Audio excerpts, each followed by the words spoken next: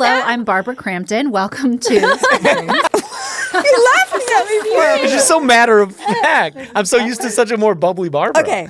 I know, we started with Playboy. I want to hear more about the Playboy. There's Oh, yes, Playboy. I was in Playboy. You can ask me about that. Oh my God, I would love to ask you that. And today we'll be talking about Playboy. So, I'm Barbara Crampton, and this is another episode of Screen Dreams. And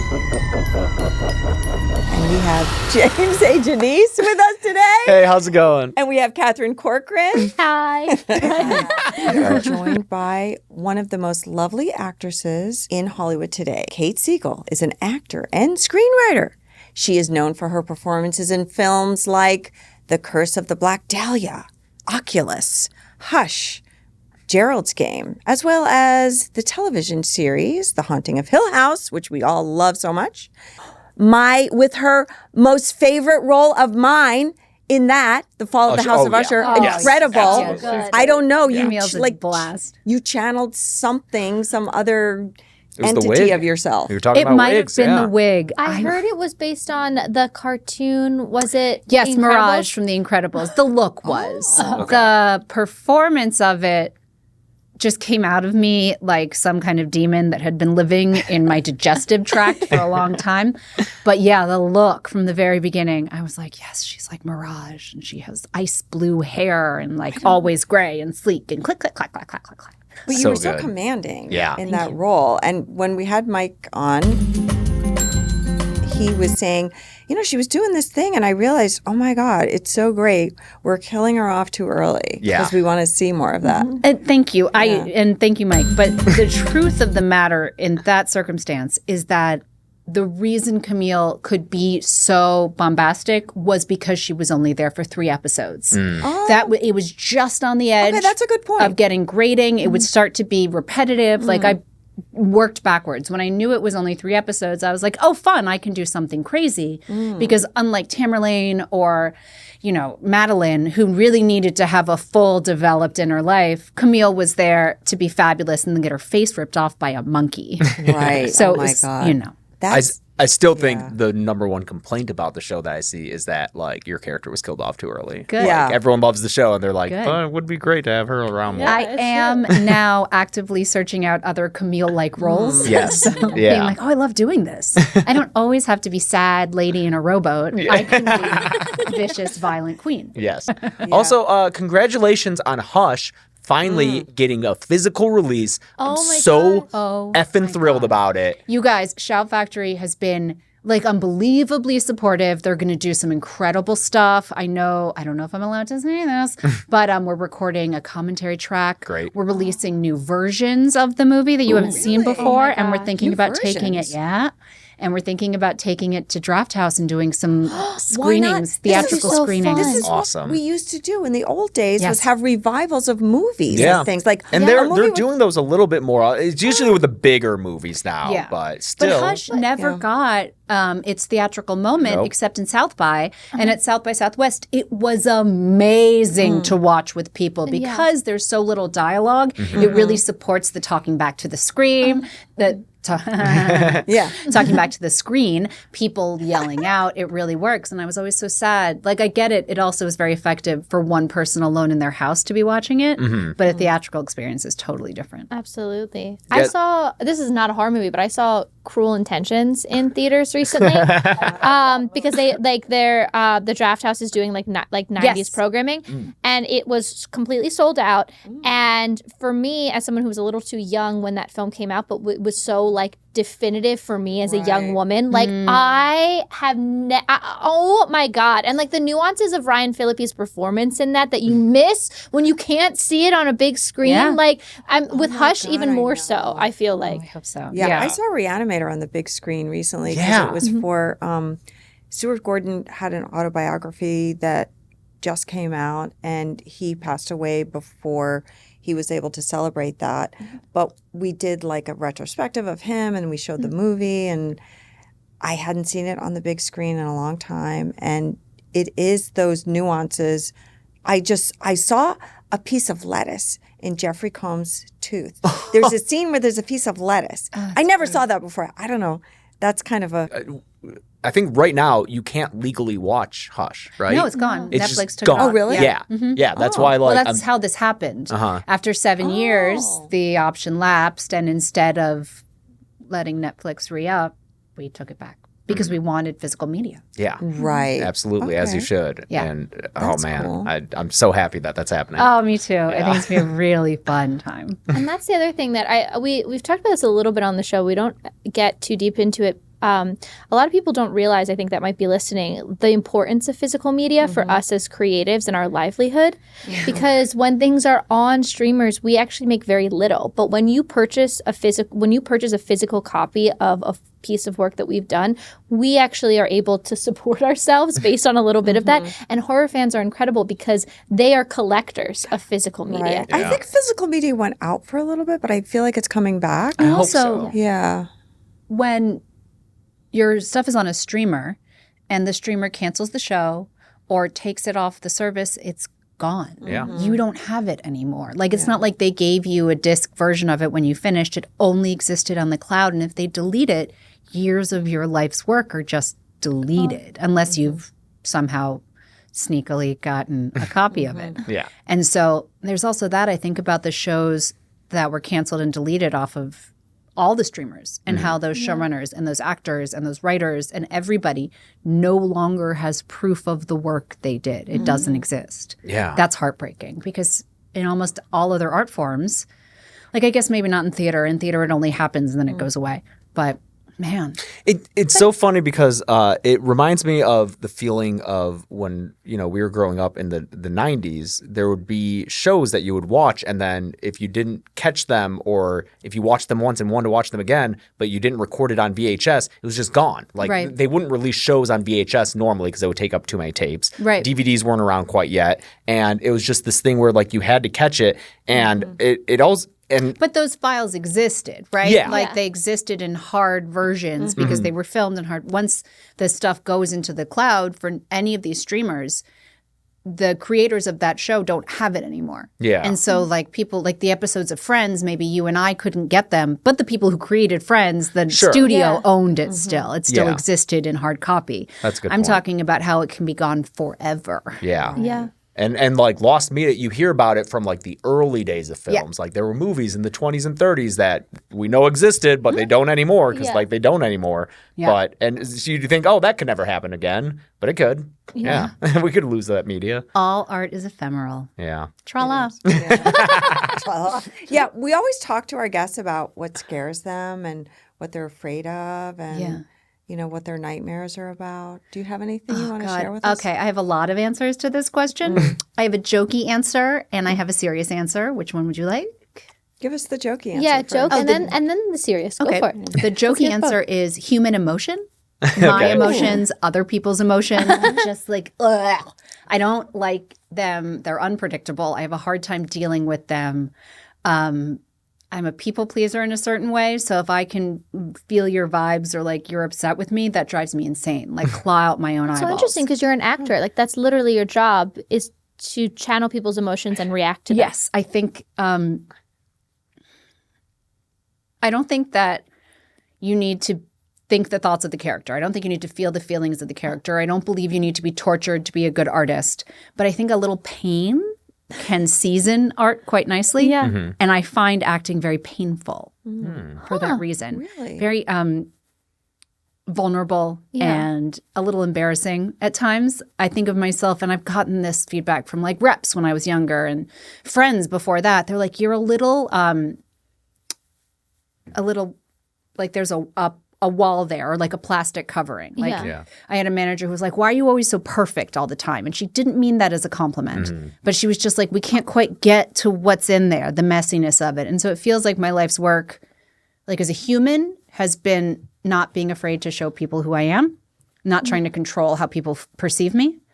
And so my acting was a real safe place because I was like, it's cool, man. Like I could show them whatever. It's not me. Yeah. But at the end of it, I feel very much like I just stood in the middle of a room and very slowly like lifted my skirt to show everyone my underpants. Oh. And then I'm like, oh, fuck, they saw my underpants. They saw my underpants. And so I really need to create a lot of safety for myself when I do acting. What is the process like for you then to create that safe space for yourself? So One of the things I always tell directors, new directors, when I'm working with them, I'm going to let them know, like, hey, when we're doing rehearsal, I'm going to be a little silly and goofy. And that's not because I'm not taking our work seriously and not because I don't, like, I'll hit my marks and we'll get the camera moves in, but I'll be kind of like, these are the jokes.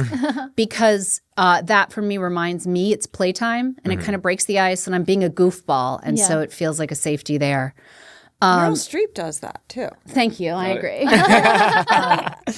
that true? It's true. That's great.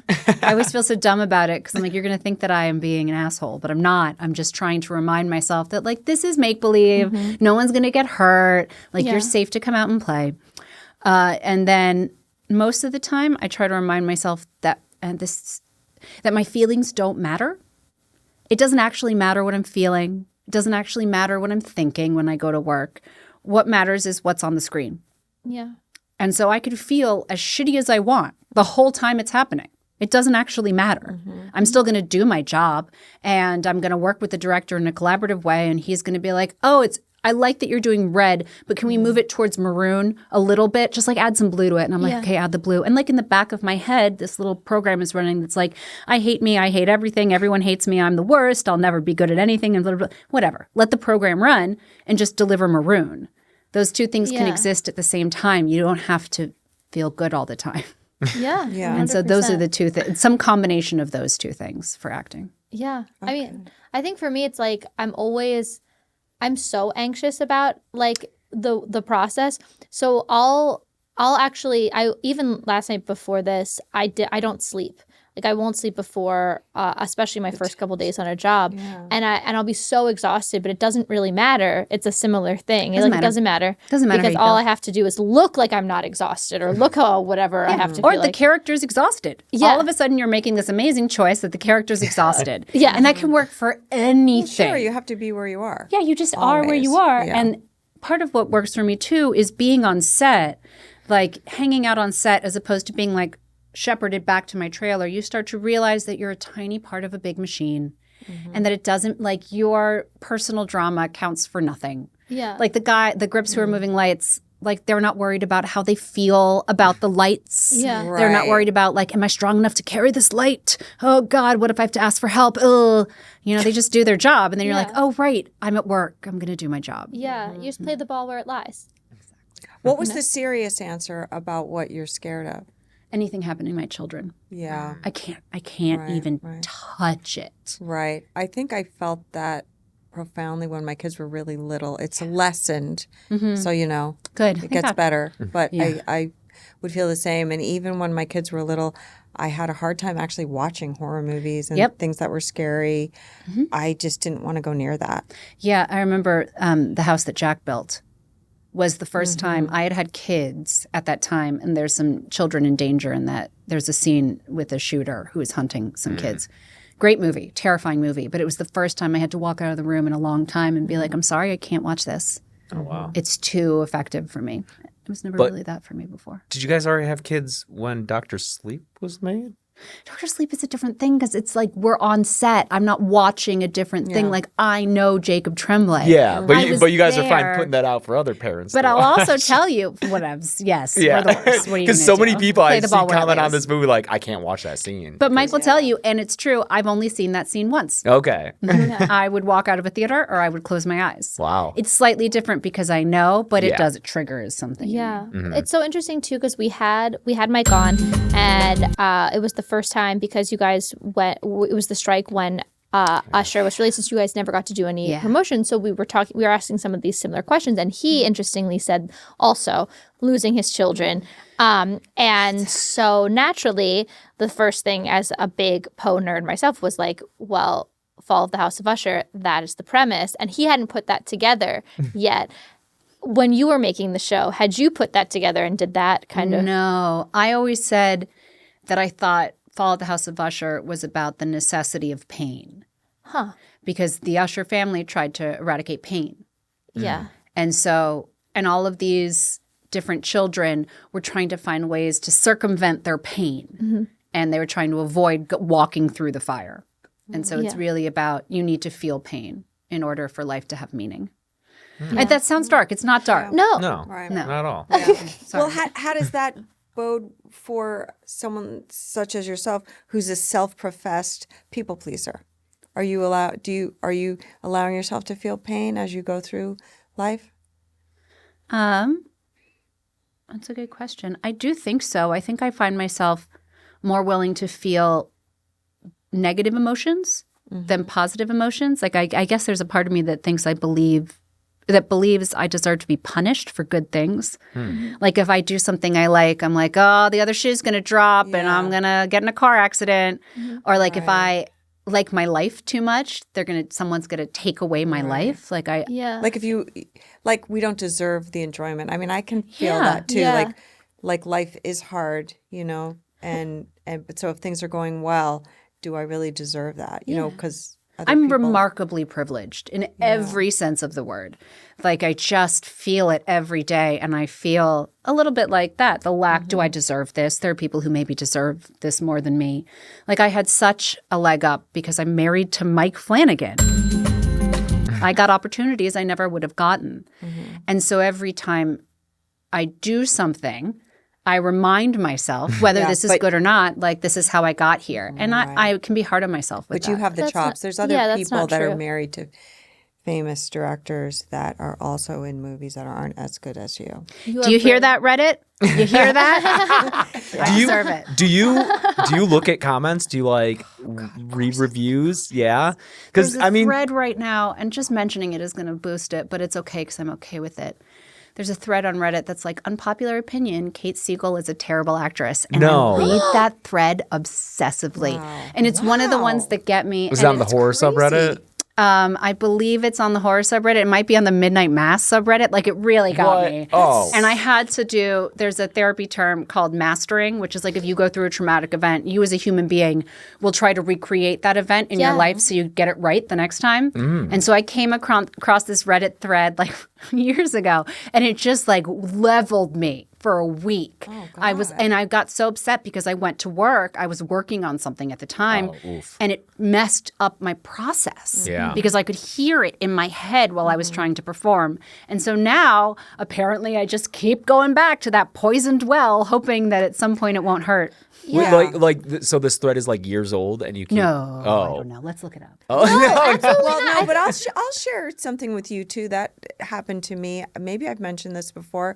I did a movie called We Are Still Here, and I got mostly good reviews for it. But a very famous journalist said that I was a terrible actress. Like very famous, like from a big outlet. And I mean, I read that 30, 40 times, trying to understand. Trying to master it. I'm like, what? And, somehow every movie I've done since, I've always wondered if he's watching. Yeah. Because I want to prove to him, no, I'm good. Even though you don't but he hated my performance and just. Well, there's also like the positive side of that, right? Or at least to like turn the conversation a little bit more positively, is that if he's right or if Reddit's right, are you going to stop? Like, I'm not going to stop. No. Yeah. Even if I'm bad in this one thing, it's not like I'm going to be like, well, I guess that's it. Yeah. Oh, you guys are right. All right. You're just going to keep going. Comes up, like, I think when something like that happens, you freeze, right? Like, and you're like, I don't know what to do. But then because we're actors, I start like rehearsing in my head what I would ever say if I've met that person.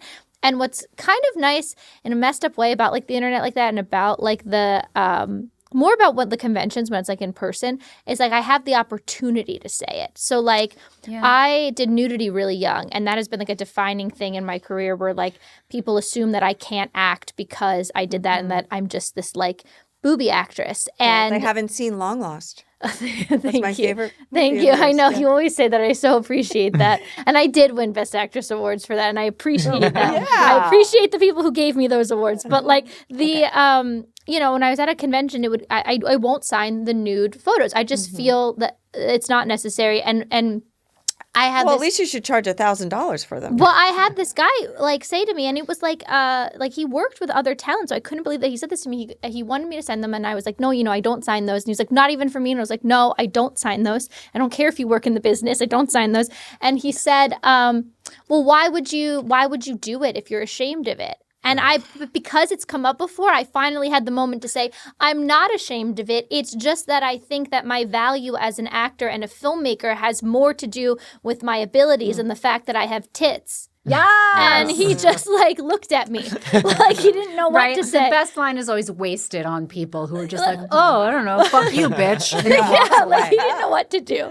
Yeah. One time a guy brought them up and wanted me to sign them and I said no. And I said, I'll tell you what, if you bring me a stack of you naked in that position to sell at my table, I'll think about it. Oh my God, and he just threw that's them amazing. at the table and Of course. Like, man, people are jerks. But that's what I mean. So like You're think about totally it. right. Think about what you'll say because like I would sometimes that probably feels better. I would probably like have a fawn response and be like, "Oh yeah, I am terrible. Have you noticed that my knees are weird too?" Like, I just join in. I'm like got my lurker account. You're actually the one commenting on your own. It's the other side. Yeah, Yeah, the other half. The compulsion though to like go back and read that stuff. Like I can relate because a few months ago, me and Chelsea, my wife that we all of a sudden became the target of like these right-wing people online who just started like talking about how much of a cucks we are and just all these things and like making very pointed, personal, untrue statements about her and like things that she has done and none of which are true. And like I just kept reading them because like it got on like one of the chans, like on like that side of the internet. And so like I just like I found it and like I just started reading it. And like I remember there's a day of Scream Dreams. I don't think I brought it up, but like it was right after I had found it. So I was just like sitting here the whole time trying to do interviews, but like it was in my head. Oh, wow. But it was just this compulsion to like just look at like how because this psychologist that I'm friends with said you make more decisions based on negative feelings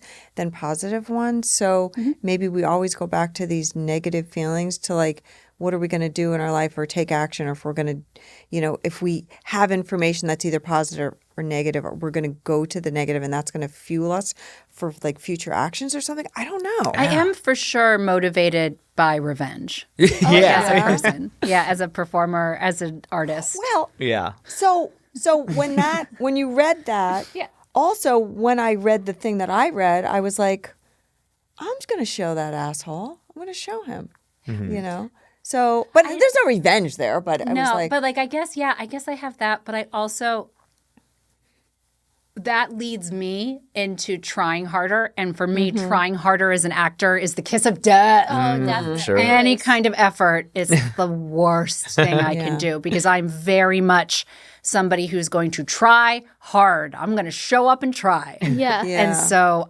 most of my work is the playfulness and like the embarrassment stuff is about releasing me from the need to try. To not be perfect. Yeah, and also because I have 20 plus years experience. Like I have done the training.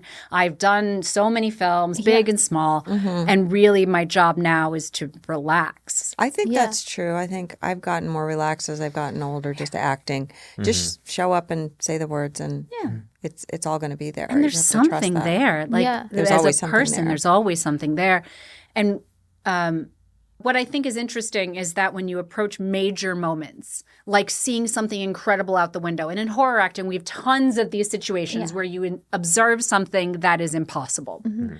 And I have found, and I'd be interested in your points of view on this, that the best way to do that is to do nothing. Is to just relax your face and take a deep breath. Because like that is and then something will happen. The screaming or the running or the this. But the actual moment of discovery is nothing. I think that's true. I think it's a shock kind of thing and it's a stillness. To take something in. And that's kind of crazy, like a crazy monster or something horrific that happens. Having it in your arsenal, that the choice to do nothing is very effective. Yeah. Are there any specific It's hard to moments do. that you're thinking of from like recent performances? At the end of Camille, I got mine. Oh, okay. That's a nothing moment where it just is cannot take in the whole reality of her situation. Right, you're in that in the place where all the monkeys are. All the monkeys and Carla's come at me and I've done the big eyes with the screaming and all the stuff and I know that my death is inevitable and we tried a bunch of different versions of this, including a screaming at the top of my lungs, like a total unhinged version. And Michael Fimignari believed, and I do too, Fimi directed it, was the best version of it is just a total nothing, and the line just falls out of her mouth.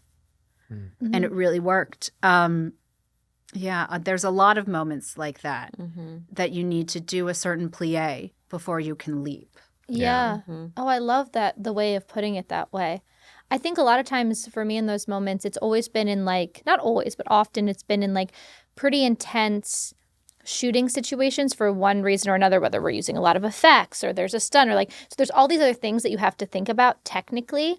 So you don't think about the performance as much because you're so worried about the technical execution. And it's in that not being able to overthink it because you have to focus on everything else that the beauty comes out. But we do work in a genre where there's extreme things that happen all the time that we don't normally see in our regular life. So how does a normal person respond to those crazy situations? I mean, I guess you have to think about that. Yeah. And people famously talk about Sally Hardesty from the Texas Chainsaw Massacre, and she's screaming a lot through the whole movie. I mean, we all love her, and you know, the actress and the movie and everything is great, but there is something to be said about, you know, just being present and just taking whatever's happening in, because that's how the audience is also taking it in. The audience isn't home going, ah! You know? If you cry, they can't cry. Right. That whole thing. And this is, again, about you can feel however you want. Doesn't matter how you feel. You're trying to make the audience feel something. Yeah. You're not trying to make yourself feel something. That's irrelevant. I've talked about this before, I think, on the show. Or maybe I don't know. I've definitely talked about it before in interviews and things. But some of the best advice I ever got was when I was a teenager from this acting coach, Sandy Landers, who's just amazing. And I had just done my first summer at Lee Strasberg, and I came back like, I am an artist and I have this process. And I'm not saying that, you know, I was like 16. It's and still I'm not, wonderful. And I'm not, It's a wonderful feeling. And I'm not saying that like, I've done lots of training at Lee Strasberg since, and I love my training that I got there. But in the beginning, I was like, I have to feel this for this to be real. I have to be able to tap into this for this to be real. And she was watching me prep for an audition, and she was coaching me. She was my coach, you know, back home. And she looked at me and she's like, I'm going to stop you right now. And she goes, I know you think you're having an amazing emotional experience, but I'm the audience and I don't see it. And because I don't see it, it's bullshit. And like, that was like, it was harsh. It was like, this is bullshit. It's masturbation. That's all you're doing because I don't see it.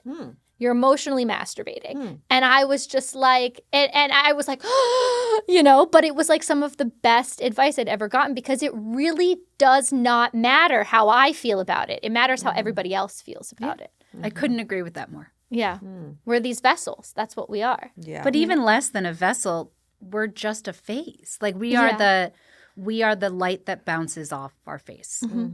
And we're a part of this movie that includes lighting and sound design and editing and the set design and what lenses the director has chosen. And you can't flex yourself bigger than your space. You must be a part of the art form. And if you need to be full of childhood trauma, you're not a part of the art form. You're in your own space. And so you never feel like part of the movie. You could be doing something amazing. You could win an Oscar. But like, are you a part of the art that you are creating, or are you on top of the art? Is sort of where that's I'm so at beautiful. right now. Aristotle in the Poetics talks about catharsis and why he like deems art, like, and he's not talking about film, he's talking about theater, but you know, now theater and storytelling is so sacred, is that he says it's the closest we can be to understanding suffering without suffering ourselves. And he said in what he means by catharsis is it's like, it's in that ability to create change. And he believes that if you really are suffering, you can't create the real change because you're too close. Which I don't know. I don't know if I totally agree with that, but I agree with it in terms of the storytelling, the execution. And I do believe there are the occasional role, like in My Left Foot, where, maybe you should go all the way. Listen, there's an exception to every rule. But 99.9% of the roles you are going to be asked to perform, even the big ones, even you will better serve the film or TV show you're on by being on time, by being kind, by being prepared, and by showing up. That will serve so much more than whatever imaginary truth you think you're bringing to a part. Yeah, 100%.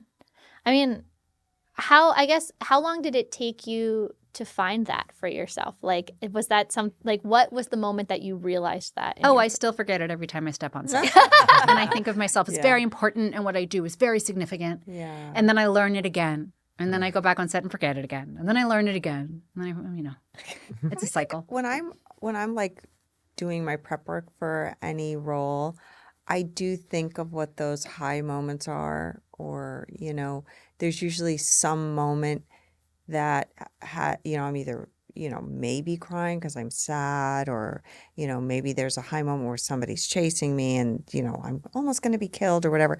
So there's usually one or two moments in your journey as that character that's going to happen. And those are the ones that scare me the most when I'm going to perform those or think about those. I go, those are the moments that there's something important that's happening. So I want to always get those right in a way. And so I imagine how I'm going to play it sometimes.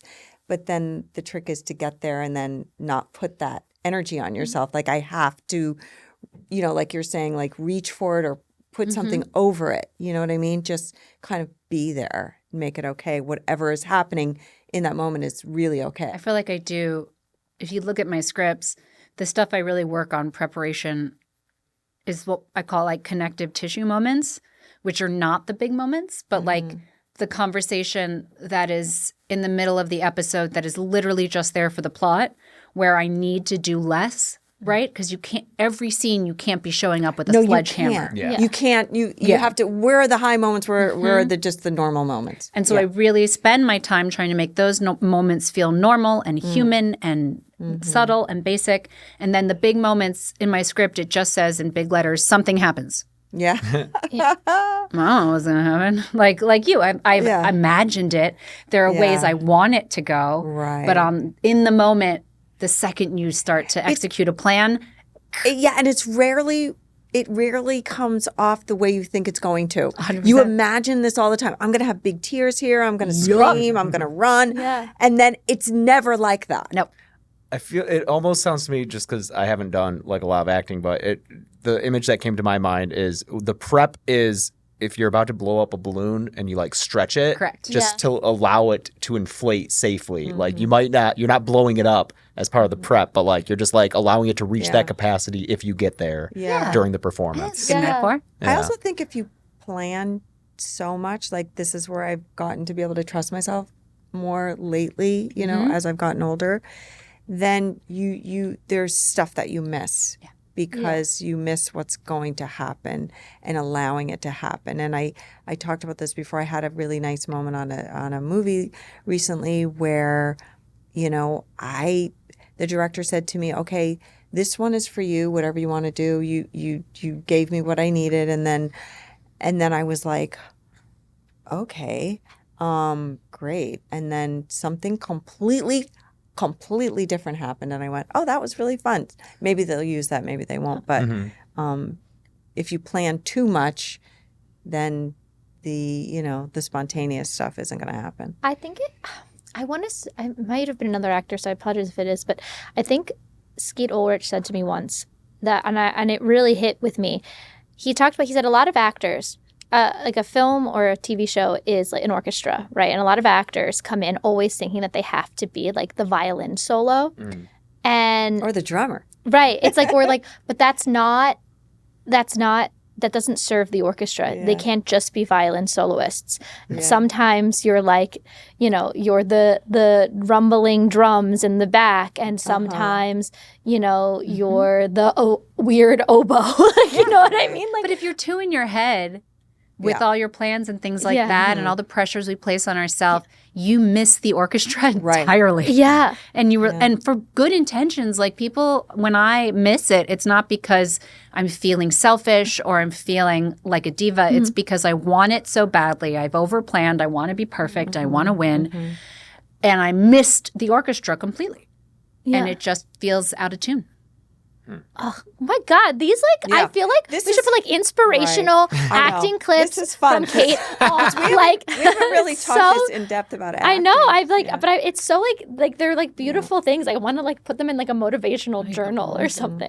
I really do. You need it's like I can't imagine a worse punishment than having to watch myself be turned into a motivational calendar.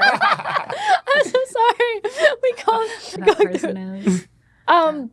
So then what, I guess I want to play a game with you soon, but I have one more question if that's okay. Okay, we'll wait. You wait for the Hey, see, I'm going to be punished for being happy. I wanted to know about your nightmares, which are not happy, because that is what our show is about a little bit. Yeah. Do you have nightmares? I am one of those constant nightmares every night. Me too. Me too. Both of you. Yeah. Every night. Nightmares. Every night? Every night. Same. I've never met someone who's just like me every single night. Every Are night. they like sweaty nightmares? Are they... All different types. Yeah. All horrible nightmares. And the problem is my brain is the most literal, useless storyteller at night. And so I was doing something. So I was doing something recently that I had a little bit of imposter syndrome about. Mm-hmm. And my dream was literally that I had to poop really badly and everyone was going to find out and all the toilets were clogged. My brain was just saying, you're afraid you're full of shit. And I was like, screw you, brain. Do something. I like this. Always stuff like that. It's very normal, like straight, basic. You would never expect it, but it's like the most boring nightmares over and over again. Chased by somebody, teeth falling out, full of poop, can't find a toilet. The teeth thing too, right? Yeah. What's up? The teeth That thing. was Chelsea who does the tooth thing. thing. Naked somewhere. I went through a long series of nightmares where I was back at Syracuse where I went to school and it was freezing cold and I somehow had decided that I was going to get another degree there and I was being stalked through the hallways and this was a recurring nightmare for months and months and months and months, the going back to school nightmare. How do you, when you wake up in the morning, how do you guys feel? Just terrible. Yeah, awful. Do you feel terrible when Yes, you wake up? my heart is racing. I'm usually covered in sweat. It's disgusting. And then there's relief because you're like, oh, okay, not real. Yeah. I'm in many dreams about Mike dying and waking up and just like jumping on him. Yeah. It's just like, oh, again? I'm like, yeah, again. Yeah, my dog. I always have a dream. I'm dream about losing my dog. And she's getting old. It will happen. I know, but like That's signing up for heartbreak when you get a pet. You guys have a dog, right? Oh, yeah. Yeah. Oh, yeah. Yeah, he's like a Muppet bath mat. Does he sleep on the bed with you? No, he's a downstairs dog. He's huge. He is enormous. He's just too big to be anywhere. Okay. And so he can't. Does your dog sleep on the bed with you? Yeah, she's not huge. She's like medium sized, but she makes herself known on the bed. But I can't bring myself to like remove her. And she dreams. She barks. Does she do the little... Yes, and she barks in her dreams. She's like, but she's not really a barker, so it's kind of funny. I can't tell if she's like crying or not. So I just kind of like pet her. Hope it helps. Man, Molly has taken to sleeping right between us. We have a little Shih Tzu, so very small dog. Yeah. And I'll wake up and she will be between me and Chelsea. And then I literally set my clock an hour early than when I really need to get up so that I can wake up and then just because she's the most docile in the morning. So I can just bury my face in her belly and get that kind of Frito smell that dogs have. I love and the just Frito smell. and just go back to sleep for an hour in Molly's tummy. You know, that's it's their feet that smells like Fritos, and it's a bacterial. It is a bacterial thing, but you know what? I don't care. She'll go under the covers. About dogs you lift those smelling covers. Smells like she worked a double at the Frito factory. Yeah, It's Frito feet. Yeah. It's like a weird. It's like a total. You can Google it. Most people call them Frito feet. It's like a weird bacteria in dog feet that just it's harmless. You but wake it up early smells to have that experience. I do. He I stick loves my the face smell in of it. Fritos. Love the Frito smell. I did. My daughter right now, she's 5 and she's in that nightmare phase. I have to sleep with mom and dad phase. Okay, yeah. And when I tell you she sleeps like a firework, just kicking, exploding, rolling around. She has such a flair for the dramatic. So she'll wake up and if I'm not wrapped around her, she'll start quietly weeping. But not for real. Yeah. Just oh. I'm like, what do you want? And she'll be like, I don't want to talk about it. Well, Lord, what have I done?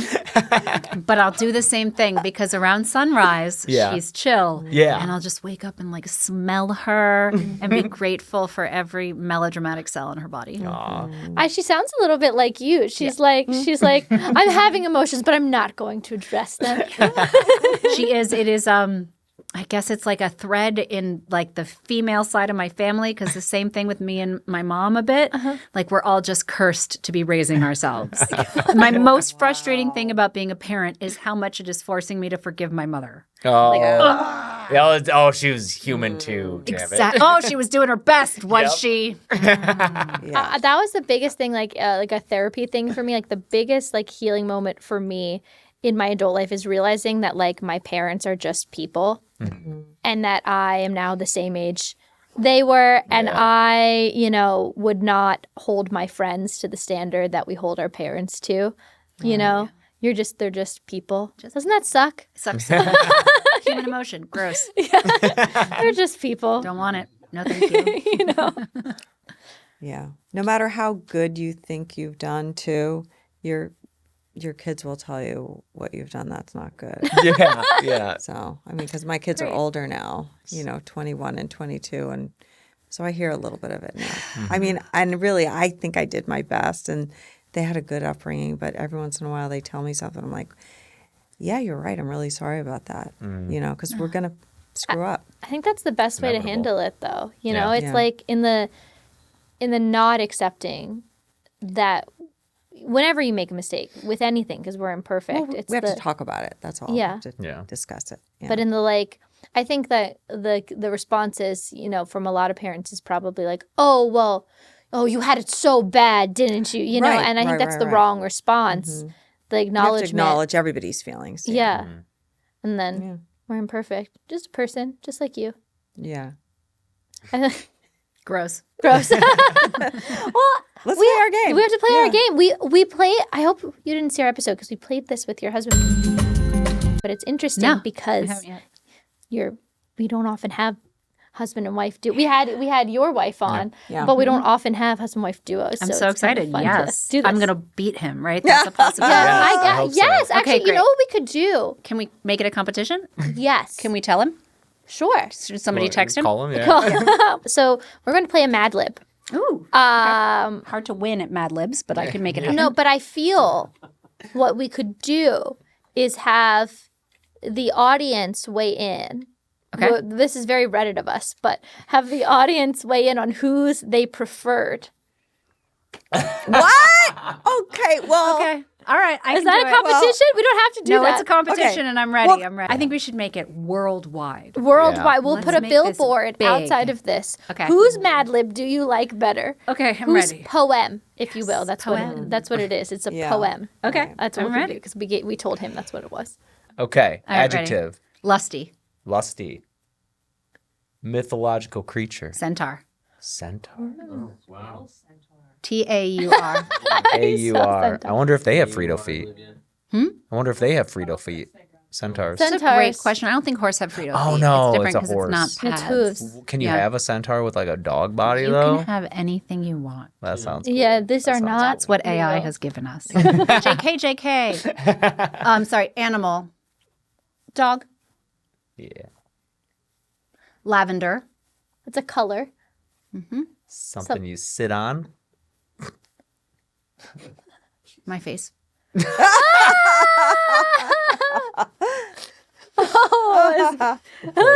I thought about not doing it, and then I couldn't not do Yeah, it. why not?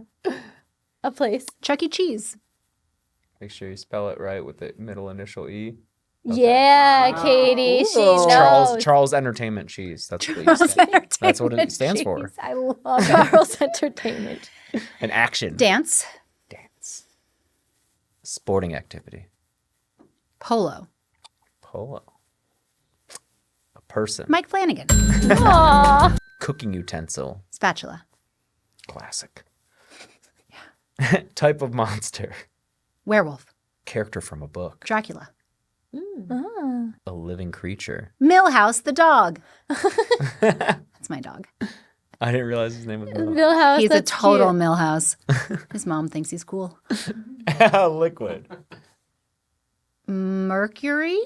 Ooh. Ooh, that is technically a liquid. Yeah, room temperature. Name of a body of water. Chesapeake Bay. That one hit. Noun. Shit. Shit. Oh. Another adjective. Empty. An emotion. Ennui. Nice. Ooh. A color peregrine. Red. Tampons. Something you find in your bathroom. Not in my tampon? bathroom anymore. Oh, God bless you, I wish. A childhood toy. Rainbow Bright.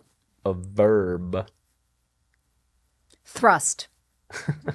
Yours are like the most provocative ones we've put in here. I like it. Type of fabric. Silk. And film crew position. Missionary. Just kidding. Just kidding. It's not.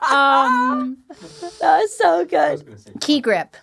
Key grip. Nice. We're going to perform the poem. This is Dreamland, originally by Edgar Allan Poe and reimagined by Scream Dreams. Right. A poem. Okay. By a root, lusty. And accent on the lusty, because that's the word. And lonely. Haunted by ill centaur only.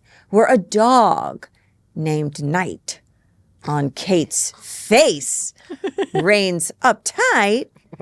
I have reached this Chuck E. Cheese, but newly from an ultimate dancing thule, from a wild, weird polo game that Mike Flanagan, sublime, out of space, out of time. Bottomless spatula and boundless floods and werewolf and Dracula and Titan woods, with forms that no Millhouse the dog can discover, for the mercury that drip all over, mountains toppling evermore into seas without a shore, Chesapeake Bay that restlessly aspire, surging unto skies of fire, shit that endlessly outspread their lone waters, lone and dead, their still waters empty and chilly, with the snows of the lolling lily. By the Chesapeake Bay that thus outspread, their lone waters lone and dead, their ennui waters lavender and chilly, by the snows of the lolling lily, by the mountains near the river, murmuring lowly, murmuring ever, by the red woods, ooh, that's like creepy, by the swamp, where the toad and the newt encamp, by the dismal tarns and pools, where dwell the ghouls, by each tampons, the most unholy, Amen. in each nook, most melancholy. Timely. There the traveler meets, aghast, a sheeted rainbow bright of the past, shrouded forms that start and sigh as they thrust the wanderer by, silk-robed forms of friends long given, in agony to the earth and heaven. For the heart whose woes are legion, 'tis a peaceful, soothing region. For the key grip that walks in shadow, 'tis an Eldorado. But the key grip traveling through it may not, dare not openly view it. Never its mysteries are exposed to the weak Millhouse the dog eye unclosed. So wills its centaur who hath forbid the uplifting of the fringed lid, and thus the ennui's soul that here passes beholds it but through darkened glasses. By a route obscure and lonely, haunted by ill key grip only, where a Millhouse named Night on Kate's face reigns uptight. I have wandered home, but newly from this ultimate dancing thule. There's no way that isn't the best one. It's totally the best. There's Yay! Beautiful. That was so fun. That was good. Yeah. What was his? A honey badger named Night? Oh, I think it was a honey very badger. good. That's yeah. very good, Oh, Mark. yeah. That's very smart. I like him. Do you think he's available? Hey. Any other aspirations in your career that you have, Kate? You know, I've never wanted to direct, but never say never. Okay, amazing. That's my least favorite part about being an actor. Whenever they put like blood or anything on your face, I just like, I hate having my face touched. And when you're an actor, between every take, They touch someone your comes face. up and I hate when they touch your it. face. I do too. It's a little too intrusive while you're acting. Yeah, you don't ugh. want people like on your face. Like, Yeah. Stop touching. Another thing is I don't wear a lot of makeup. I don't know about you ladies. Like I don't think either of you do. the older I get, I wear a little more. But neither of you wear a lot of makeup, and it like it just feels so cakey and heavy and uncomfortable to me. I do wonder what that's about because I don't like that feels like an olden days thing. Like I don't think we needed any. Like honestly, the last thing I did, which was I went in and I said, I only want the grooming you offer the men. I don't want makeup. And like they do guy stuff, like they'll even out some skin tone or they'll do like some anti-shine and some brow gel. But I'm like, that's all I want. And I saw the dailies. And Look they- great. Yeah. No, I think it's on hiatus. I don't know if I can say. I'll check with that. But I think I You're can. good. In so We'll much say A trouble film. being on this podcast. Yeah, but no, they gave me the male grooming. I loved it. And I was like, this is what I'm going to do forever. Ask for that. That makes so much sense sometimes. I didn't wear makeup in Jacob's Wife for the first half of the movie until I turned into the vampire, and then I wore makeup. Yeah. Yeah. Because I okay. think sometimes people also will put more on you than you do in your everyday life because they don't know your face or like how you typically. And sometimes I find it just sits heavier, and I just don't like the And way if you I shoot look. it in HD, all you're going to see the makeup. Yeah. Like just have a face. I would like to just have a face. from Yeah. now on. Well, you have a beautiful face. You do You have a have a beautiful face. You. Okay, well, what Thank do you for think? being with us. This is amazing. Where can the people of the internet, of the world, find out more about you if they are interested? If they are interested, they should look for me at Kate Siegel Official on Instagram. Official. Another official. I like Official. this. We like the official. Yes. Yeah. And if they're not interested, they can find me on Reddit. I love that. I love Reddit. I don't love Reddit. It's a complicated relationship. Do you actually use it? I do. I'm a lurker. Yeah, me too. I just I feel strongly that sometimes I'll read a comment and my mind will just go off into make believe where I picture this random person coming home from work and like they take off their coat like Mr. Rogers and they sit down at their computer and they log on to Reddit and they say something and go, oh, no. And then they have to log in and then they have to type the thing and then they have to send it and then they have to Make sure the formatting's good. all of it. And I'm like, God bless you, person with time. What's your favorite subreddit? Oh my God. Mildly Interesting is great. It's a good one, yep. I also really like No Sleep. Oh, okay, Really good with scary stories. And what else do I do a lot? Dogs with Jobs. Oh, I'll have to check that out. Dogs with Jobs is so Okay. cute. Oh, also Nature is Metal. Oh, I haven't seen that. I've seen that. That's amazing. All of these. What about trees sucking on things? That's like What? trees that grow over like signs and then it looks like the tree is eating something. So that's a good one too. I'm into that. Oh, I like Am I an Asshole?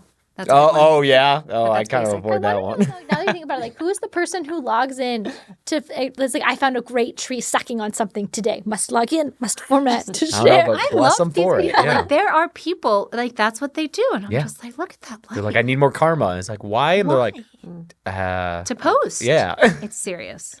I'm into it.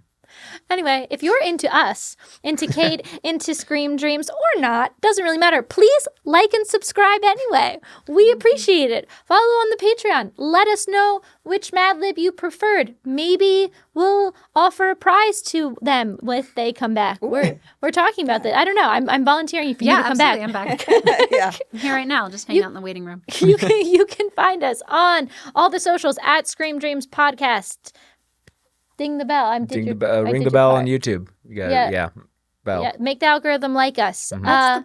It's for notifications because if you subscribe to a channel, that's not good enough. YouTube won't necessarily send you all the videos. You have to like click the bell. God. Yeah, to be notified This actually when world. they get posted. Yeah. And sometimes they still don't. They were telling us they still Oh, don't. and they get still notified. don't. Oh, that's true. YouTube. Yeah. Don't start that war. You won't win it. Trust me. We're gonna cut that one anyway. I love it. Thank you so much for being here. Until next time, I'm Catherine Corcoran. I'm James A. Janisse. And I'm Barbara Crampton. Be sure to leave the light on. Gotta figure out an outro with all three of us. I know. Oh my God, that's crazy. Yeah. We did it. That was Yay! Thank you so much. Thank you. You were wonderful. You're so great. What a great conversation. I always leave these days feeling so full. Yes. Because